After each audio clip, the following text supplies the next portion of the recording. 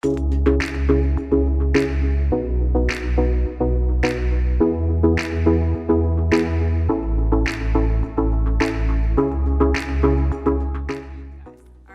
everyone for coming in off the floor this afternoon to hear a little bit about what's going on in the world of vapor. In the past 12 months or so, we've had quite a few events going on. Maybe you've seen a few of them in the headlines. The beginning of last year, it may seem hard to believe, but the big headline at that point was Dr. Scott Gottlieb stepping down from FDA and Acting Commissioner Sharpless coming in. And I believe his first big speech was around May. And from there, things got quite crazy because during the mid to late summer time period, the biggest event was probably that I had a baby, but that was only a partial impact to the industry. So later in the summer, the first round of the vaping illness, which later became known as EVALI or EVALI, became apparent, and FDA and CDC started monitoring the situation, and all the major publications were following it very closely. All the news media was following it very closely. And from the business owner's perspective, it was a huge hit to business because consumers didn't know what was causing the illness, and the government was not being very clear in their messaging around it. So you had that occurring. As a result of that, you had states starting to act through emergency action to implement various levels of bans on the product in nearly a dozen states. And that fed further into what was the youth epidemic that was in the headlines. And so what happened was the opponents of the industry began to conflate the issues of the vaping illness with the issues around the youth epidemic. And that culminated in September with President Trump announcing that FDA would be taking action on flavored products. And from there, the rest of the year was a bit of a whirlwind with the president backtracking a little bit, some very strange statements coming out from the FDA. And then at the beginning of this year, we were met with the new year with the Fda Guidance, which ended up sounding very different from anything we had expected. And what happened was they determined they were going to focus on pod-based systems that had flavors. So with the panel here, we'll start off there with the Fda Guidance and just get some reactions from you all in terms of what you see in the industry, what you see your customers reacting to, and how you think consumers are reacting to this. Was this what they expected, or was this a good decision? What do you think? Yeah, I mean, from a retail perspective, from my membership there in Tennessee and generally in the domestic market, I think that the word guidance really didn't describe what actually was released from the FDA. I think it just made things even more confusing for the retailers. Even now, leading up to the deadline in a few days, a lot of retailers don't know what are the products that are actually allowed to be sold and what are not allowed to be sold for their distribution to continue. But moreover than that is that I think that the FDA is a little bit behind on addressing the various issues that are affecting this youth vaping epidemic. So the products that are designed in that guidance to be, restricted to the youth is probably more popular last year than the products that are popular now with the kids. So again, we're seeing this just huge delay from the FDA to catch up to the issue of the retail perspective. Our biggest problem, I think, for our shops is the consumer confidence in the products and the confusion that has caused and has slowed down the traffic of new customers coming in trying vapor products as an alternative to smoking. So unless that is more clarified with public knowledge of what the vapor product is, I don't think none of this FDA guidance or even deadlines really will change the retail scene, especially for the independent vape shop. Chris? Yeah, I think overall the guidance was disappointing. I mean, at the end of the day, if you have a very short-term view, you could say it's a positive thing that the vape shops in particular got a reprieve from the requirements. In other words, the flavors aren't banned in the open system products, and so that's arguably a good thing, and some smokers will benefit as a result. But It's obviously disappointing for a company like EAS, which focuses on closed systems. I feel like we were trapped in the web that was created really by Juul as kind of the spark of the epidemic of youth experimentation.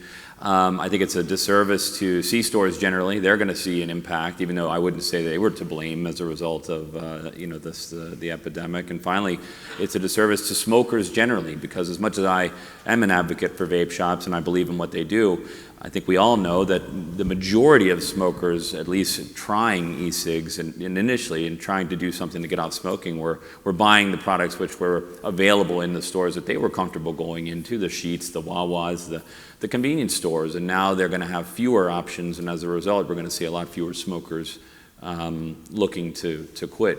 At the longer term view, I noted that the vape shops do get some benefit here. I mean, they don't have to suffer the ban by February 6th on the flavored products. Long term, the vape shops are still facing the same plight that they were facing before. And frankly, in light of some of these other recent events, I've seen a complacency amongst vape shops, even though we're approaching the PMTA deadline, which to me is kind of the hot topic of the day. Yeah, also the FDA's lack of enforcement has really caused a lot of these issues as well too. You got to think that vaping is a technology product, and it's so quickly for us to develop new technology and put a new product on the market immediately. China can respond to the demand, and a lot of these vape shops work on the hype and what's the hottest item that comes out lately for their vape shops. So with a lack of enforcement from the FDA, especially on the cutoff date of August 8, 2016, even with companies like Juul, even though they created the problem, from them pulling the flavored product out from the market, just opened up the door for other companies like we're seeing now, this bar craze that's going on, to drop product to fill in the gap of those flavored products that the consumers wanted. Or you can argue some of the youth as well too, but with a lack of enforcement from the FDA, it just opens up the door for this to continue to happen. So I think that if anything, the FDA really needs to step up, and if they're going to set these dates, like we had the 8/16 and these upcoming dates, they're meaningless without any enforcement. Because it's going to put it in a huge disadvantage, the independent vape shop and a lot of the retailers that are trying to do the right thing. So one piece of the guidance that was interesting when it came out was the footnote that explicitly said that disposable units would not be covered by the FDA guidance. Then just this week we saw Enjoy issue an announcement that they would be pulling their flavored disposable product out of the market. Do you all have any comments on, do you think that was a good decision? Do you think, what do you think the rationale was behind that? I think every time you think you can't be surprised in this industry, there's another surprise. And the Enjoy announcement of them pulling a product that was clearly exempt from the ban left me personally speechless. The footnote that Brittany's talking about is in the final guidance. If you're curious, it's footnote 20, and it clearly identifies a self-contained disposable unit as single piece, is not subject to the ban. It's not a cartridge-based product. And so for Enjoy to do this, I mean, you never know what's going on behind the closed doors of a company. So I'm sure they had a lot of motivations which drove them to this decision. But what I see as an outsider is a company that has always touted the rights of smokers and that they need an option to quit. And they've also said that flavors aren't the driver of this youth issue. And so this decision to voluntarily ban their own flavored disposable products is very much inconsistent with everything they've done previously. I thought when the FDA made that they were specifically addressing products like the Enjoy, because the Enjoy disposable was a great product for smokers. So I thought that the FDA maybe was trying to carve out those products not to fall into the category because they believe that they're. So I was really surprised at the announcement. Enjoy has made a couple of these announcements in the past, and they haven't been very, very friendly with the industry, but for the last 4 or 5 years, Enjoy has been really fighting for flavors. So to see them make that decision, I mean, I'm not a conspiracy theorist, but I can only assume they must think that something's coming from the FDA, because even with that exemption that's in that line 20 that you said for the disposables, it clearly says in the guidance that if your product is post-August 2016 and they deem that it's going to be marketing to kids, it'll be pulled. So even if it's a disposable, it doesn't make any difference. You're not exempt, like you're not going to fall under the laws and the rules, which is the post-August 2016 product. So for them to pull it, yeah, either we're going to see something, hopefully some enforcement from the FDA that's coming, or they know something that we don't know. So in response to the guidance, I know my company has gotten a number of questions from our customers on things like holding inventory that is affected by the guidance. And recently FDA did put out something to talk about, what you should do with that inventory, that you should clearly market to not be sold, so on and so forth. Are there other questions that you all are hearing out in the marketplace, and how are you addressing those?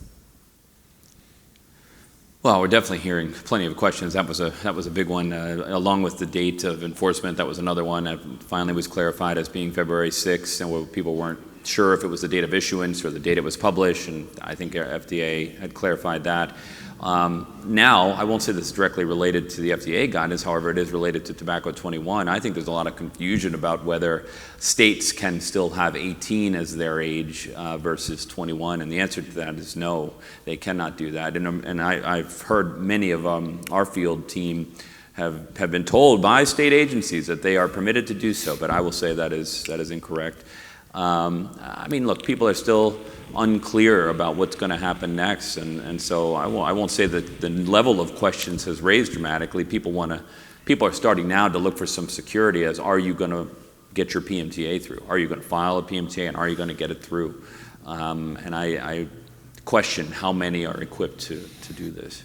To me, the biggest question that I've got is hardware-wise, because there's just so many products in the market. And it's just an unbelievable amount of products that kind of fit that category, like the Smoke Nord, which is very, very popular. It's a refillable cartridge system, but does it fall under that category?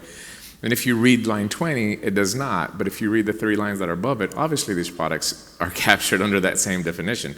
So it's basically going to be down to the determination of what the FDA thinks if your product is being marketed or perceived to be marketed to children, or if there's a huge uptake from youth using that product. I think every product in the vape shop could fit that category. So none of the products are safe in my opinion, under the guidance that the FDA has done. So what I tell retailers mostly is that, you as a retailer, if you don't manufacture any products, a lot of that burden is not on you, on the products, but make a business decision based on what your feelings are on the product as well, too. If you believe that that product could be at some point perceived or being used by youth, you should not be carrying that product into your store. So shifting gears a little bit away from FDA specifically, are there other things going on at the federal level that concern you, and where do you see those issues going? The biggest thing for us has been the online ban, the bill that's been announced for online sales, which is a huge factor for the independent vapor space. There's a lot of independent websites that cater to locations that are remote. A lot of the vape shops have gone out of business, unfortunately, in smaller market areas as well, too. So the online sales is something that's keeping people off cigarettes because they can't get their supplies anywhere. So that's a huge issue for us on the federal front. And of course, the deadline for the PMTA applications, if we read even in the guidance the priority that the FDA has on enforcement, we feel like open vapor will not be touched for a while. There might be a little bit of a more lenience for the open vapor and the refillable tank systems, but again, as a retailer, how do you make the decisions on which products you're going to stock into your store? And we know it's just a handful of companies that are going to be filing for a PMTA. So the structure of the model of the vape shop, as we know in the United States, with the 2,000 square feet stores and 5 employees and huge overhead, there's just no viability for that in the future. You're going to have to turn lean, make smaller shops that are going to have a limited amount of products to sell, and sometimes that might be a good thing. That might draw a lot of the smokers back into vaping. For me personally, what I've seen between 2016 and 2018, what I call the golden dark ages of vaping in the vape store, a lot of people were making a lot of money, but a lot of those shops were selling just to vapors. They were not bringing in new consumers inside and new smokers to try the product. So their stores kind of became hybrid. They started bringing CBD in and bringing pre-rolls and bringing kratom and all these other products that maybe an adult smoker didn't feel comfortable going in and trying the product. So maybe this little kind of a hard reset will benefit, harm reduction in general. It will drive people back into the stores, and they're not going to be overwhelmed by the amount of product that's going to be in there.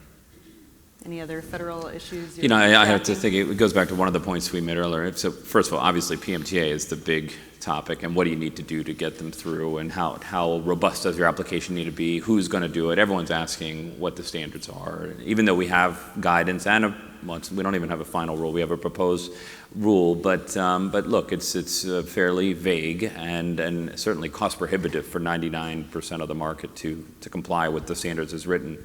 I think what many fear now at this point goes to a point that Demi raised earlier, and this is the lack of enforcement by FDA. And I'm not going to question FDA's resource level or their commitment. I don't think that's the issue. I believe that FDA probably does wish they could enforce more efficiently or find a way to be sure that the rules are followed. But because they haven't, what we're now hearing a lot of, and Demi, you may be in the same boat, but I'm hearing a lot of people say that we're just going to keep selling anyway. Whether it's February 6th, they're going to keep selling flavors, or worse, whether it's May, you haven't filed a PMTA and you're just going to keep on going until the day comes. And people say it so flippantly because it doesn't seem like a big deal. Everyone else is doing it, why won't I? But at the end of the day, it's still breaking the law. I mean, it's still a pretty darn serious thing to consider, even if FDA isn't as quick to enforce. So I personally believe that enforcement's a big issue that FDA needs to contend with, because you really don't want to encourage people to break any law, because if you break that one, then what's next? You know, it's a slippery slope, I think, especially in this space. Also, I think that we need more direct, clearer guidance from the FDA, or when Secretary Azar comes out and makes these statements that the industry takes and dissects them in their own mind of what they actually mean. But when we have the Secretary coming out saying that there might be a different pathway for some of the the open vapor products, I think a lot of people take that and they think, well, we're going to be okay. Something's going to change, and it's always been the downfall, I think, of the industry. It's easier for companies like EAS that have attorneys and scientific staff on board to make these decisions on a PMTA. But for an independent vapor company, anytime that the FDA gives a little hint of a break, even though it might not even mean that, all the industry relaxes and they go from that full fighting mode back to like, oh, well, things are going to be okay, because it's been like that for the last 4 or 5 years. Ever since the deeming rule was announced in 2014, it's been those highs and lows. As we get closer to these dates, something happens, and then the industry relaxes. And my personal opinion, and I've said this to many closed circles, is that a granted PMTA for a vapor product is the best thing that can happen to this industry. This is what's going to legitimize the industry. You can say, I have a product on the market that the FDA has deemed to be less harmful than tobacco smoking, and that's going to instill confidence in the consumer to go and try it. So I think at whatever level your company is, you should be working on trying to get some form of a PMTA, even if it just meets the bare minimum statutory requirements. I think it's worth fleshing that out a little bit, because I'm not sure everyone in this room knows what Secretary Azar said 2 weeks ago, but basically he on a local radio program, he said, oh, don't worry, everyone, and I'm paraphrasing, but there's going to be a modified pathway to enable vape shops to get their products, to have them receive market orders, to be approved via the PMTA process. And it's really kind of a crazy thing to say, because the standards are the standards. FDA has already set forth what they believe constitutes appropriate for the protection of public health. And a number of items are in the Tobacco Control Act in law. Statutory. You cannot compromise these things. And I mean, certainly he can't by himself. It would take an act of Congress. So for him to say this, I think it's actually another disservice to the industry, because to Demi's point, and this is the one I want to flesh out here, is a lot of people will take that as gospel. I mean, there are some pretty big advocates in this industry that now are saying, hey, everyone, don't worry, a break is coming. And I don't think that's what he meant. I don't think it was that explicit. I think that there could be an extension of time due to the politicized nature of this issue. Nobody in the administration wants we vote signs on the eve of the election, so they might get some break there. There might be a proposed modification that benefits everybody, but to bifurcate the market further, and by that I mean separating closed system from open system, even more than they already did in this final guidance, they're asking for trouble. And I don't think the agency will do it. I think maybe he could also meant that hardware that does not contain nicotine might have a different pathway. It might not even meet the statutory. There's so many ways that you can take it, but under no scenario do I see a law that's been passed by Congress to be modified for smaller companies, put a disadvantage huge companies and vice versa, for a product that contains nicotine, because that's clearly what they have the enforcement over. I don't see that's even a possibility. But there might be some alternative pathways for when we design tanks, they don't have nicotine inside, so they shouldn't have to meet that same statutory requirement. So maybe it was something like that he meant, but I think it's irresponsible for the Secretary to be making statements like that without clearer guidance or something that we can take as an industry. And we always need to be prepared based on what the law is. And the Tobacco Control Act, just like Brittany said, is clearly stated inside there what requirements you will have to adhere to get your product on the market.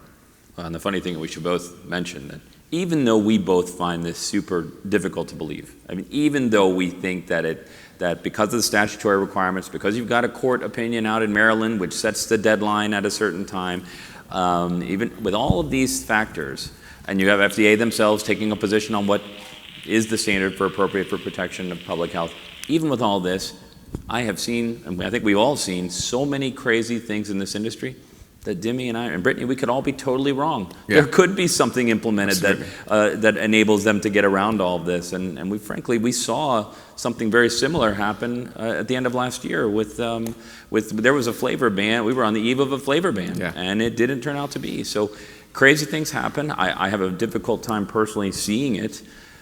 But hey, I don't want to be totally wrong. This is on video, so yeah, absolutely. I mean, a year ago, I probably would not have said that there would be a vape summit at the White House. There you go. The president sitting there at the table.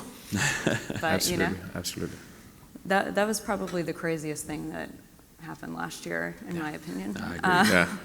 Totally so agree. let's shift a little bit to, if it's January, it's state session season. We've already had a very active couple of states, Massachusetts and New Jersey, have acted in the realm of nicotine limits, flavor bans, bifurcating between the 21 and up and non-21 and up stores. What do you all see in the upcoming state session? What worries you the most, and where do you see things shaking out over the course of the next few months? I think hypothetically, if there is any kind of a reprieve related to the PMTA process or even for open systems or any of that, I think that the state activity will continue to increase. I mean, the reason we're seeing state activity even now after the FDA has put out their final guidance, which shows, and that plus T21, I mean, both of these are pretty significant events showing some, I'll call, serious efforts to curb the youth issue.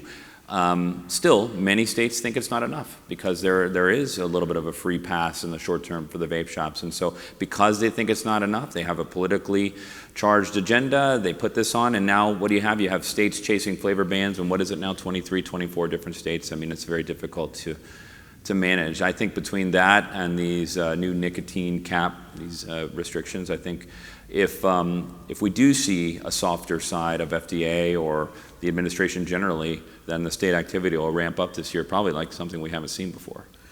Absolutely, and I mean, it's vital for states to be organized with lobby representation and to be able to speak that vapor voice. I think the opposition, and when we're looking at the American Lung and Heart and all these other associations, they figured out that on a federal level it's very difficult for them to make a change. So they're starting to take these small state routes, and they've been very, very successful because they definitely can outspend us.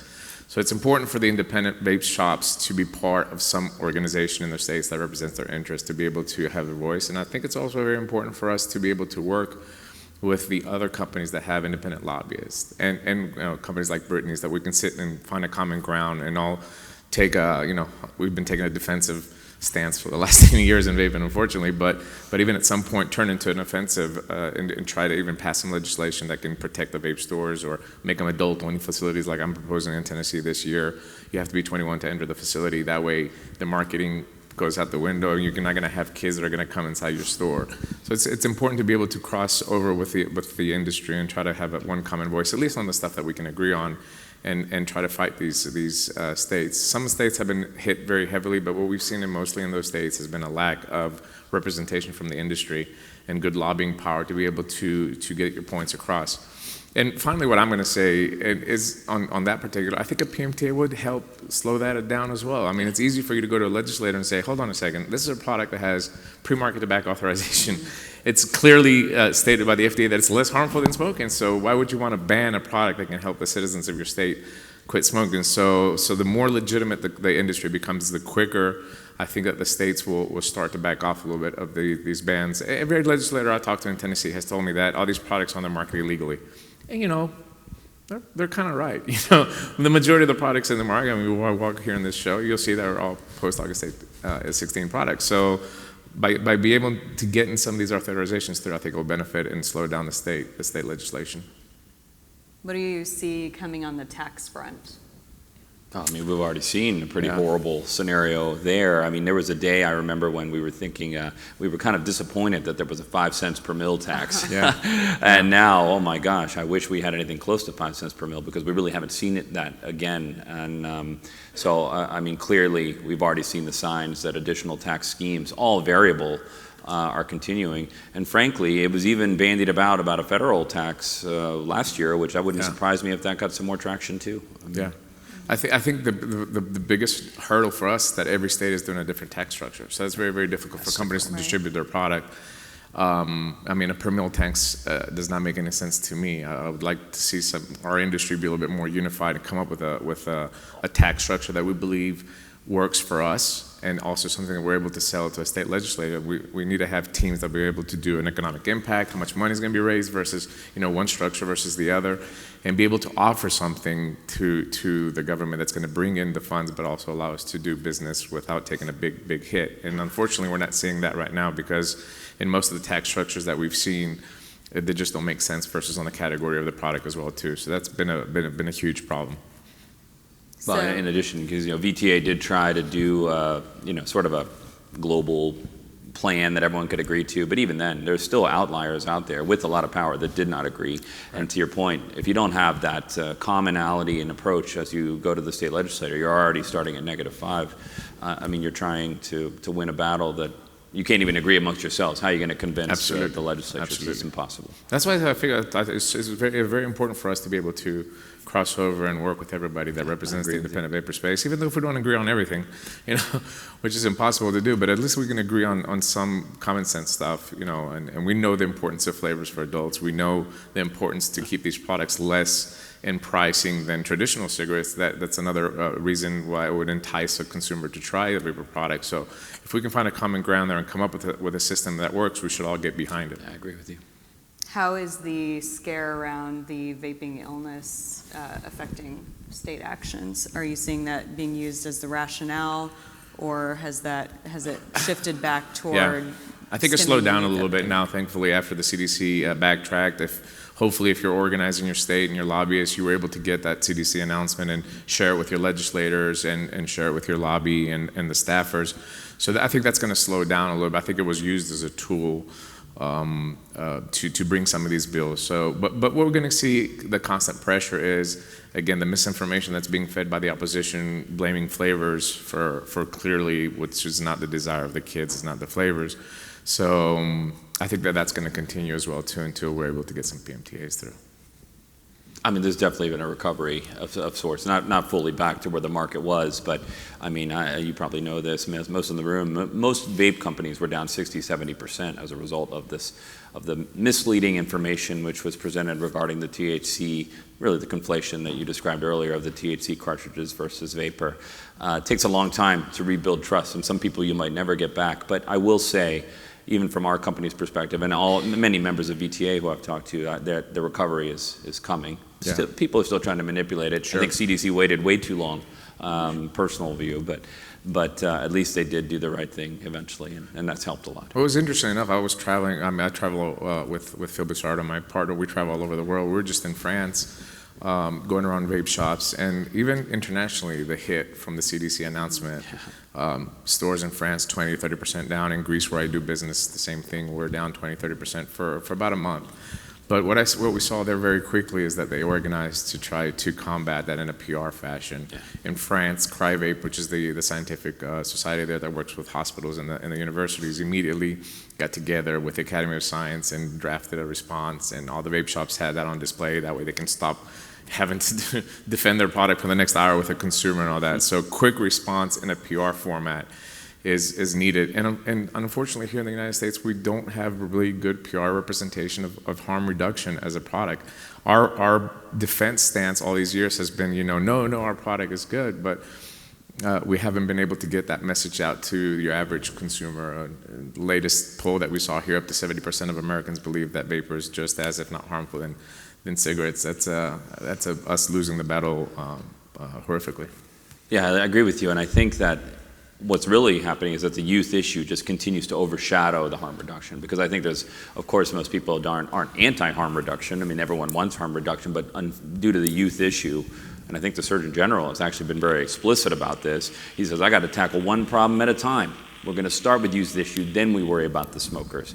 And frankly, his most recent comments suggesting, in a general sense, that e-cigs aren't good for cessation. I think it's yet again another miss by public health that could have helped the recovery happen quicker, which is really best for smokers generally. Yeah, and generally what we see in this type of scenarios is that there's so much pressure from the pharmaceutical groups and products that have been approved by the FDA that kind of overshadow the fact that, especially in our country, I have a 17-year-old daughter, and I connect with a lot of her peers, and I see that there's so many other issues that really take, what's more important than vaping. If my kid, at 17 was vaping and that's the only issue I had, I'd be a very happy dad, a 17-year-old daughter. But literally, there's just hundreds of issues that are way more important. So that goes to show that, once again, we haven't really gotten the message across that, well, if kids are vaping, okay, but on a scale of harm versus, if they're doing opiates or meth, where are we standing on that scale? So we really need to keep pushing the message that this product is by magnitudes less harmful than traditional combustible cigarettes. And once we get that embedded, I think, in the brain of legislators, then we can start working on the other issues of trying to find that happy medium that's going to continue to fund the government and also have these products available for smokers. Yeah, and on the youth issue, just recently NYU issued a paper looking at the youth epidemic through the frame of how many of the youth who are using the product are using it regularly, and of those, how many were already smokers. So that's been a really interesting piece to provide some of the nuance of the youth epidemic issue. So shifting even further down to the local level, what do you see happening at the local level that concerns you, and how can, especially those in this room who have, retail businesses in these localities, deal with this issue? Because it seems that the further down you get to the local level, the harder it is for companies to come in from outside those localities and deal with these issues. I think you summed up what the biggest problem is, and that is once it gets down to the local level, it's only a priority for those in that geography, and thus you don't get that lobbying support that you might see at a state or even a major city level. And so that the vape shops, the independents, and the smokers are left to fight for themselves, and I think it's very difficult. And another thing that's a challenge with respect to local legislation is keeping up with it. There isn't a resource where you're getting a hotline phone call every time a local issue pops up. And so even in cases where a company like EAS or Turning Point or your association would want to come to the rescue and help, it's usually too late. Right. And that becomes a huge, it prevents consistency, which it's very difficult to navigate as anyone selling vape products in the area. I have two important points here. I think since our industry, it's still a baby industry. Think about 10 years, I've been involved in the vapor space, so it's not like we've been around for 100 years, but it's time for the industry to mature. And on a local level, the only way that you can do that is if you open up a door of communication with your legislator. And a lot of these business owners, because they're new business owners, they found this product, it helped them quit smoking, they decided to open a business, which is great, it's like the American dream. At some point, you have to mature and be able to open up your door and invite legislators inside and start a conversation. And a lot of them are intimidated by that. There's a lot of bad press, so they feel, sometimes a bit complacent. We've taken a lot of hits. I can't think of any other industry in the disruptive technology industry that's taken as many hits as we have, so sometimes you feel deflated. But I think the only way to change that is by slowly educating and continue to have an open door discussion and be honest about the issues that are there. So that's the one point. Mature very, very quickly, and don't be afraid to talk about your business and what you do. And I think the other really big key that might ruffle some feathers is be careful of the product that you carry into your store. We can't say that we're independent vape shops and we want to help adult smokers, and then you're carrying all the products that kids are desiring or they're using on TikTok or Snapchat. You're going to have to make a business decision. If you want to show that maturity and you want to show what your business is all about, you have to make the same choices on the products that you carry and how you present yourself to legislators as well too. If a legislator comes into a vape shop and it looks like a Nickelodeon store, then you've lost every credibility of what the message that you're trying to get across as well too. So you're going to have to make some tough decisions I hear lately a lot of vape shop owners telling me, oh, these, whatever insert name bar here is, oh, adults are buying them, and I have them, they're buying them 50 at a time, and I'm like, they're buying 50 at a time because they're selling it for $15 a pop on the street. So we have to be honest and mature and think about the longevity of this industry and not just the quick buck that we're going to make for a week. So going down that path a little bit further, what are some other ways you would advise retailers to better position themselves in the fights that we face at the federal, state, and local level? Yeah. I think you gave a good Absolutely, you have to join your list. state association no matter what. I was in the restaurant business for 23 years. I paid $3,400 every year to the Tennessee Restaurant Hotel Supply. I didn't even meet these people. I don't think I've ever met anybody from that association, but they fought for hotels and hospitality in Tennessee. So I think it's one expense that has to be counted on as your rent and your payroll and all that. You must join your state association to represent you. And definitely open up a door of communication with your legislators. Don't be afraid to ask for a meeting with them and tell them exactly what you do. As long as you can represent the industry in a positive and light that this is our mission. Our mission is to eliminate combustible tobacco cigarettes, So those are the two most important keys on a local level. I think on a federal level, it's very difficult for a very small shop owner to connect and have any kind of influence. But I think the connection through the association, and then eventually, like my association is a member of VTA, I can get that trickle down information from VTA all the way down to the vape shop owner, and making those steps, I think, helps tremendously for them. I think the other side of that issue is retailers looking to manufacturers to be operating responsibly. So, Chris, from the manufacturer standpoint, what are some tips or things that your retailers should be looking for in a partner manufacturer? I mean, look, you should be asking the hard questions. What steps are you taking to address the problems? Because one of Demi's points from just a few minutes ago was that, look, if you walk into a store that looks like a Nickelodeon, you're going to have a problem. The rules, they're not just rules for the sake of rules. I mean, if you're doing wrong. I mean, if you think VTA has put out a set of marketing standards, which we know are at least in line with FDA's expectations, and FDA has certainly received those well. They've made favorable comments about marketing restrictions, steps you could take to make sure that youth don't have access. Read the final guidance. I mean, it's all written in there of all the things that retailers could do. And I think it's still a lot about retailers need to take their own action. They don't have to wait to be told to do it. Because I think that's what the complacency is, what's caused a lot of these problems. I did want to mention one other thing, though, because I think Demi summed it up perfectly. The best way to actually achieve any difference making power at the local level is to join your state association. And frankly, that's what facilitates communication with your legislators, by being a part of an association. So all of that, it comes together well. But I don't want to ever personally suggest that one person can't make a difference. And I know that's not what Demi meant, but if everyone ended up taking that view that, hey, I'm just an independent vape shop, I don't need to do it because my voice doesn't count.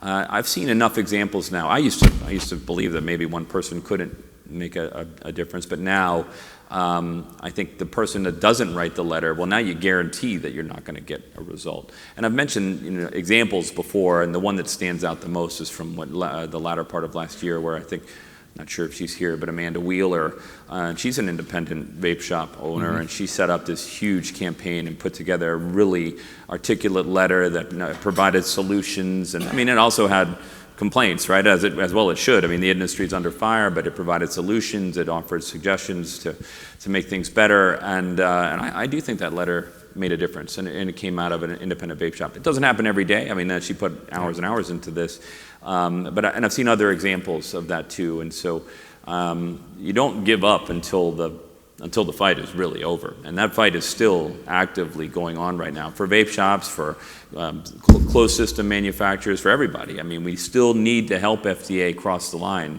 I mean, they're not looking, I don't think they're looking to kill the category. I think they're looking for a way to be rational about this and still have a regulatory scheme that makes sense. We are all positioned to help guide them in this process, and everyone should be doing their part. Yeah, I think another key point for our industry is that there's a lot of crossover of manufacturer retail in the same space. So a lot of the vape shops are manufacturers as well too.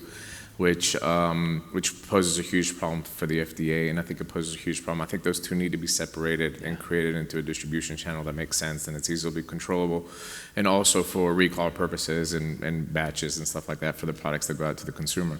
So I think that the shops that are still, producing product inside the shop or, on the spot for consumers, I think that needs to start being, to go away from our industry itself, because at some point it's going to cause a huge problem. The landscape looks very, very grim right now, but I do believe that the hard reset needs to happen, and the FDA really needs to up the enforcement.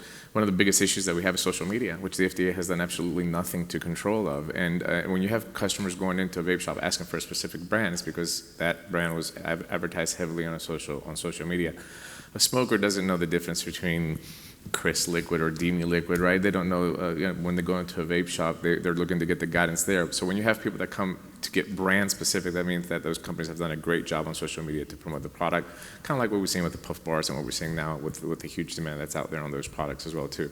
So the vape shop has to make decisions based on what they're going to think that the longevity of the industry is going to be, and not because what the hype product of the week is through the social media. And the FDA could do a great job if they could enforce social media a whole lot more and get on TikTok, Snapchat. Now my daughter has shown me now you can buy pretty much anything that you want directly from there. You don't even have to go to a shop anymore. So the questions that the retailers need to be asking is, are we going to be here 10 years from now? And look at the brand that you're putting into your store. Look at the people that you're working with, your distributors, the liquid companies that you're working with, and determine, is this brand going to be around for 10 years? And if the answer is no, you shouldn't be working with it.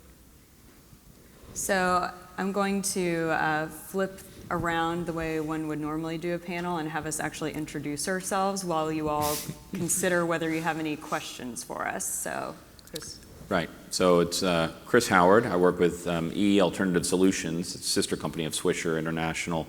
General Counsel and Chief Compliance Officer. I've been there for 3.5 years. Prior to that, I was General Counsel and Chief Compliance Officer for Blue, e-cigs, or Fontem, or I was working with Lorillard, and so I've had a lot of tobacco experience over the years, and currently on the board of the Vapor Technology Association and of NATO, and and an advocate for the industry. Been for quite some time. Yeah, Dimitris Agrafiotis. I am the owner of Global E-Vapor Consulting. Work with some liquid manufacturers on regulatory framework, both domestically and internationally. I also design with Phil Biswater products for a manufacturer out of China, hardware mostly geared towards MTL and converting smokers into vapor. My hardest job is my executive director position with the Tennessee Smoke-Free Association, which is my non-paying job. But since 2014, we've maintained the first independent state association that was ever formed, representing the independent vapor space in Tennessee. And since 2014, we've been active and fully lobby represented with a public relations firm and a PAC that we started a couple years ago. And I'm Brittany Cushman, Senior Vice President of Turning Point Brands, which is the parent company of National Tobacco, International Vapor Group, Nu-X Ventures, Vapor Beast, Solace Technologies, and let's see what boards I'm on. NATO, VTA, Women in Tobacco USA, Pipe Tobacco Council, and U.S. Hemp Roundtable. So, any questions for the panel or any comments on anything we discussed? I know I've got a lot of very active people who have a lot to say usually. I think we solved all the problems. And that's, I know, it seems that way. You're welcome, Guidance, everyone. no? Yes, sir. First I want to say thank you to all of you, not only for being here today, but I know you all personally, and you all do an incredible amount of work in protecting and preserving this technology, so thank you for that. I do have a question for California. We already have I believe it's 63% this week, excise tax at the wholesale level for vape products. We now have a governor that is coming out and he wants to put another tax on top of that at the ridiculous rate of another 80% or something like that. I don't remember the exact, but how is it possible? I know it's the government, they can do whatever the hell they want, but how can they really get away with such a double, triple taxation on these products? So I'll reiterate the question for those who couldn't hear. Fig Ramsey in the front row very kindly thanked those of us on the stage for the work we do in the industry and asked the question, in California, there is a new tax being proposed on top of the already very high tax there. And he was expressing how is it possible that entities at the state government level can just keep taxing and taxing and taxing. And I think to put it in an active question, what can we do to prevent taxes like these from coming into action? Yeah, I think that the lack of organization from California vendors in the last 7-8 years is really what we should be pointing the finger at, because California used to be the mecca of the independent vapor industry. At some point, I think it was approaching 2,200 independent vape shops and all the manufacturers in California. But what it seemed to happen when things started getting tight, everybody just left the state. so there's not a lot of people left. I think at this point, to be able to come together as a group and fight this and be able to present data to the state that's going to defeat it. So it's just going to show you that if you don't set the foundation for a good, strong state association, stuff like that will happen in California. But it's never too late. I think getting re-energized and trying to get people on board, especially the retailers of the space in California, is extremely crucial right now. And if that does not happen, I just can't see how this can be defeated. Well, especially because there is some good harm reduction data that's been evolving here. There is a PMTA process that's being put in place to address these issues. You don't need to go overboard anymore, such as the example in California and several other states. I don't want to do them a disservice here. I mean, the reality is to bring down these, because look, now we're talking about something that's not even based in any rational principles at all. I mean, you're going to make people keep smoking, and that's not the right answer. And they're doing it all in the name of fighting an issue that's affecting youth, right? It's a very generic topic for them to choose as their platform. But to Demi's point, without showing in a collective way, multiple people coming together, showing these harm reductions and explaining why you're actually doing more harm than good. If that doesn't happen, then we're going to see more and more of these kinds of events in California, even though they're not based in any rational thought. A lot of research has helped me in Tennessee. For the last 5 years, I've maintained data from my vape shops, and it's something that more states should do. I have flavor data from the sales of the shops, what percentages tobacco versus menthol versus the flavor products that they sell. I have customer databases from some of the chains like Mount Oak Vapors and Knoxville Vapor, Chattanooga Vapor Company, that have given me their databases of their consumer ages and who their customers are. So if you can show in a chain of 8 shops in Tennessee that their average consumer is age 31 and they span a 20,000 person database of 18 all the way up to 80, this is stuff that you can take to your legislators and you can show a good representation of who your customer base is. And unfortunately, I'm not seeing that from state to state. I mean, I can literally pick up the phone and call any state right now and they cannot give me any data, which data I think is very, very important with legislators, and also explaining the products in more detail. One of the issues in Tennessee, of course, last year with the big Juul craze was how to differentiate the products that we're using or what we sell in the independent vapor space versus what a Juul is. So all those pieces together, I think if they're organized under a good structured associations, you can be able to relay that data to the legislators. I think it might help alleviate a little bit or even delay, at least until we see from a federal, some PMTAs come out, delay bills like that from making it all the way. Yeah, and just a final plug on the value of trade associations.